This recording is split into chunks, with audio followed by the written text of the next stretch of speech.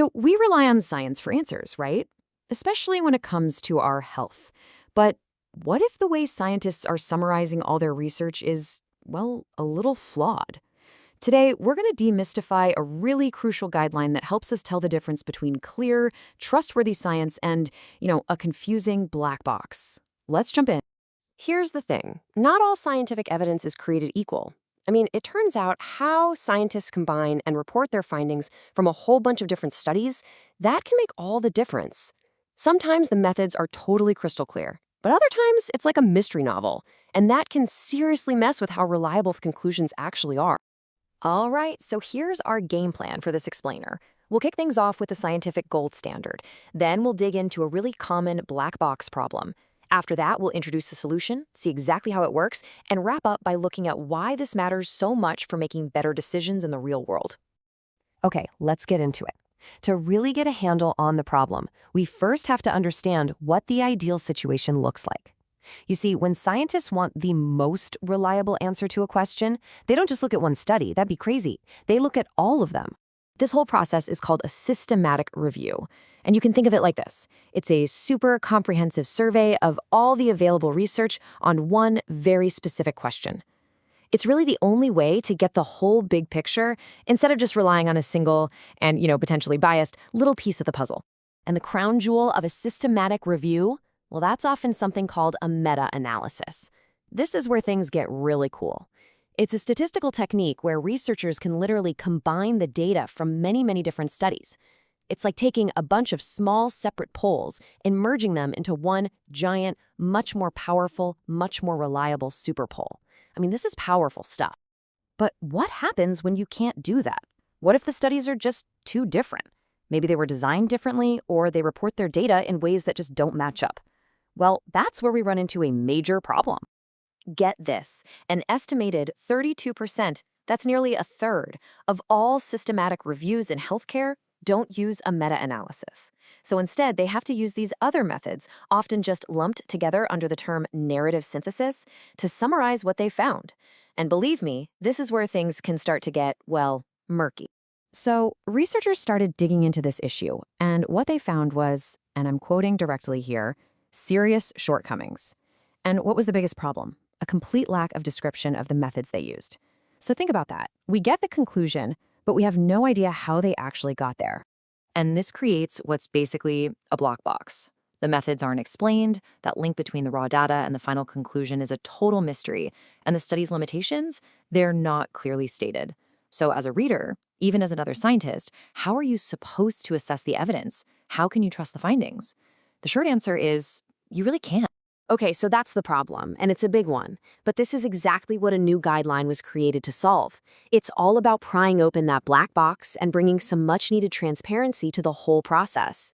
And it's called SWiM, which is short for Synthesis Without Meta-Analysis.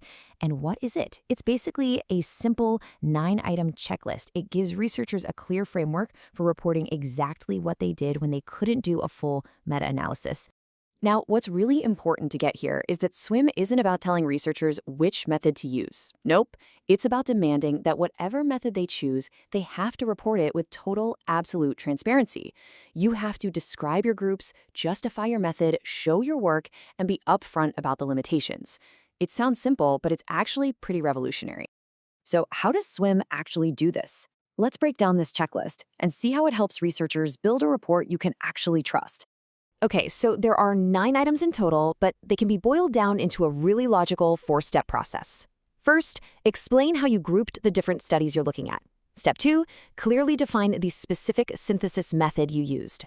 Third, and this is key, present the data visually. Use tables, use graphs, make it easy to see. And finally, number 4, report your findings clearly, always tying them back to the data and being totally upfront about the limitations of your synthesis. See? It's basically a step-by-step guide to being transparent. Okay, this table here is fantastic. It shows exactly why justifying the method is so important. Check it out. It shows that the synthesis method you pick fundamentally changes the question you can even answer. So if you use a meta-analysis, you can ask, what's the average effect? That's a powerful question. But if you use a simpler method, like vote counting, the only question you can answer is there any evidence of an effect at all? See the difference? It's a completely different question with a totally different level of certainty. All right, so we've got this guideline, this checklist, but why does this actually matter to us, outside of the halls of academia? Well, it all boils down to one simple, powerful word: trust. Just take a look at this comparison. It says it all, really. Before SWiM, you had this black box with a high risk of hidden bias, which led to findings you just couldn't rely on. But with SWiM, you get transparent methods, a clear rationale, and findings that are actually trustworthy because you can follow the breadcrumbs and see exactly how the researchers got there. The difference is night and day. And really, this is the bottom line, isn't it? Better evidence leads to better decisions. It's that simple. When we can trust the evidence, it empowers doctors choosing a treatment, it helps policymakers craft better laws, and it helps all of us make smarter choices about our own health. It all comes back to transparent, reliable report. All right, so let's wrap this up. What are the key things you should walk away with? First, remember that a huge chunk of scientific reviews can't use that statistical super poll we talked about, the meta-analysis. Second, for a long time, the alternative methods were reported so poorly it was like a black box. Third, the SWiM guideline is that simple checklist designed to fix this mess. And finally, and most importantly, this transparency is what allows all of us to actually assess the science for ourselves and decide if it's valid. And that brings us to one last really big question. In a time where we're always debating trust in our institutions, maybe the path forward isn't just about finding the right answer. Maybe it's about being radically transparent in how we find it.